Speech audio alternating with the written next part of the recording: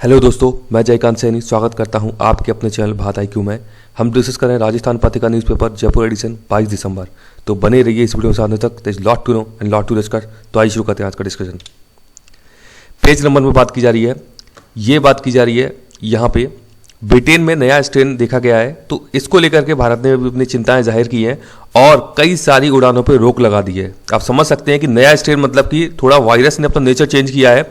तो ये एक रिपोर्ट में निकल के आई रिपोर्ट ब्रिटेन के अंदर स्पेशली।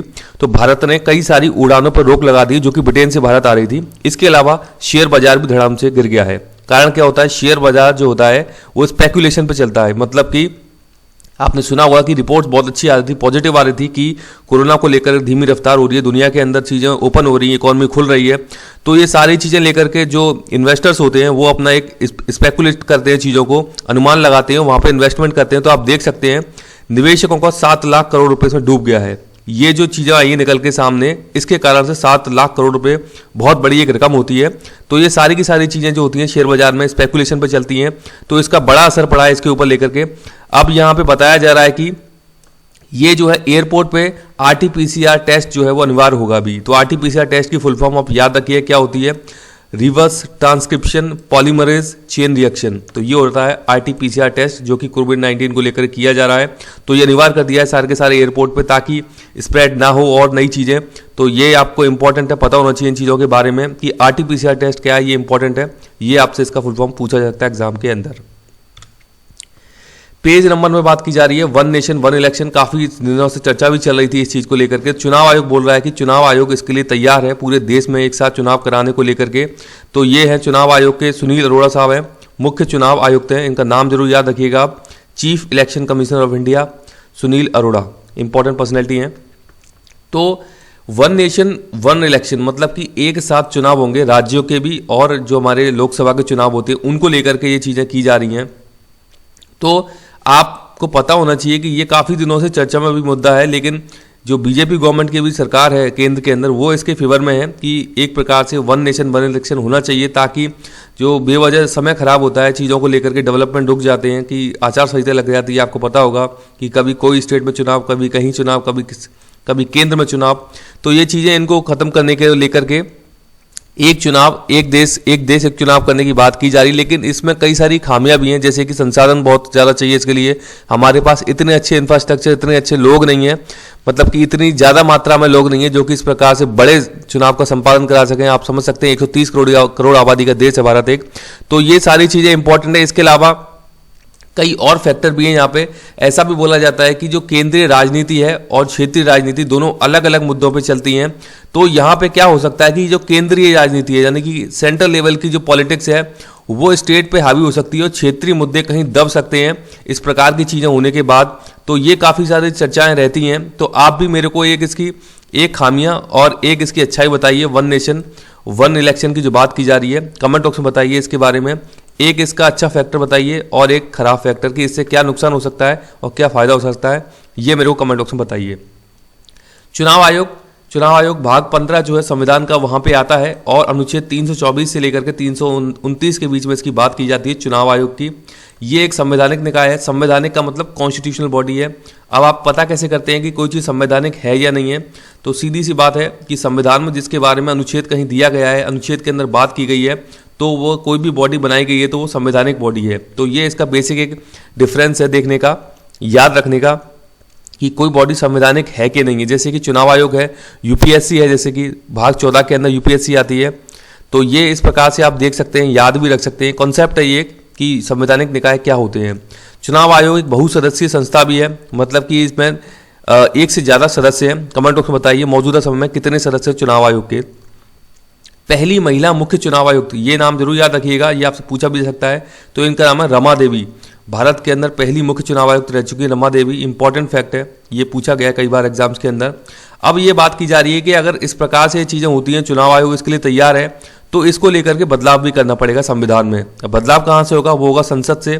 तो उसे बताया जा रहा है कि आर्टिकल 172 और आर्टिकल 83 इनके अंदर बदलाव किए जाएंगे, यानी कि ये सेंट्रल लेवल पे और ये स्टेट लेवल पे अपनी विधानसभा के अंदर काम करते हैं जो ये वाला जो है राज्यों के अंदर, ये केंद्रीय लेवल पे होता है। तो ये दोनों ही उनके बारे में बात की जा रही है ताकि एक साथ चुनाव कराए जा सके।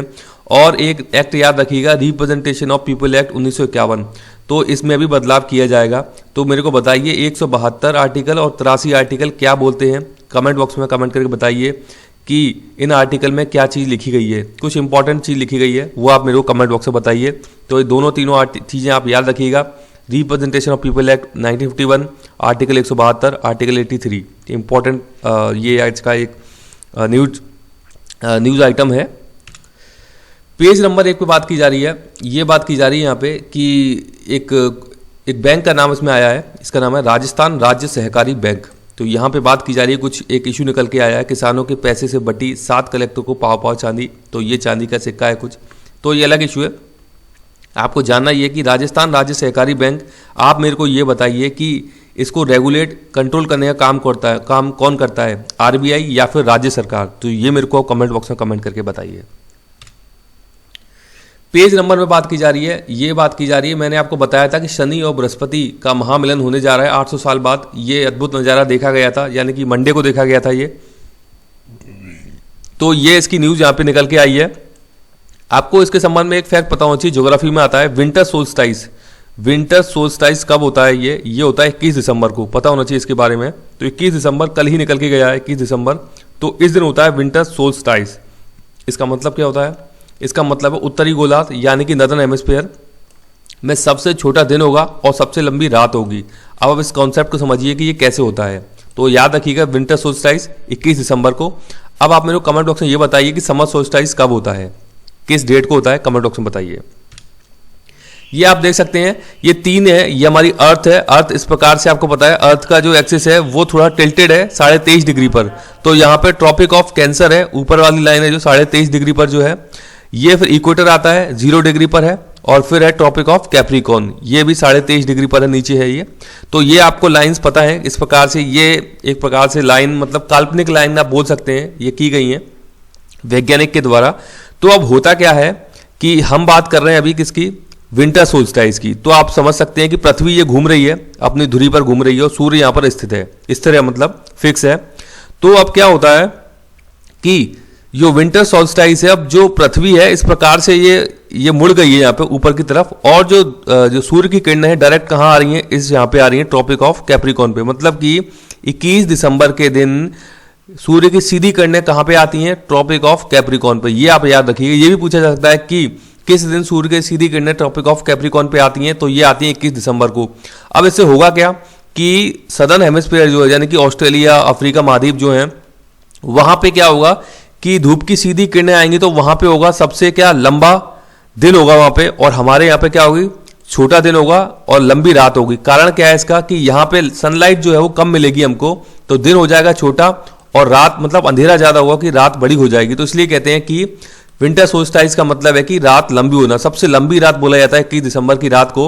वो इसीलिए बोला जाता है कि आप देख सकते हैं डायरेक्ट रोशनी पड़ रही है 21 दिसंबर को ट्रॉपिक ऑफ कैप्रिकॉर्न पे। यहाँ पे सबसे लंबा दिन होगा, सबसे छोटी रात होगी। इसका अपोजिट होगा ट्रॉपिक ऑफ कैंसर पे, यहाँ पे, क्योंकि ट्रॉपिक ऑफ कैंसर मतलब है ये उत्तरी गोलार्ध जो है। तो उत्तरी गोलार्ध में क्या होगा 21 दिसंबर को होगा सबसे लंबी रात और सबसे छोटा दिन। तो ये आप कॉन्सेप्ट जरूर याद रखिएगा, बहुत ही इंपॉर्टेंट कॉन्सेप्ट है, क्योंकि वाइस वर्सा प्रश्न आपसे पूछे जा सकते हैं।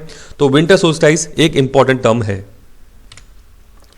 पेज नंबर में बात की जा रही है, देश भर में 60% बढ़ गए तेंदुए। ये एक रिपोर्ट निकल कर आई है। तो यहाँ पे संख्या बताई जा रही है कि 12,852 संख्या हो गई ये तेंदुओं की। तो बड़ी अच्छी खुशखबरी है ये वाइल्ड लाइफर्स के लिए, और हमारी इकोलॉजी के लिए भी अच्छी बात है, ये पर्यावरण के लिए अच्छी बात है। तो तेंदुओं की संख्या बढ़ गई है देश भर के अंदर। भारत में तेंदुओं की स्थिति, ये रिपोर्ट निकल के आई है 2018।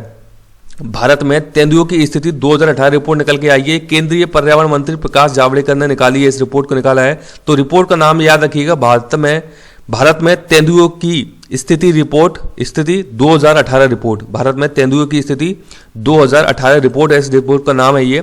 तो यहाँ पे बताया गया कि तेंदुओं की संख्या बढ़ गई है। तो ये एक अच्छा मतलब अच्छे संकेत है ये।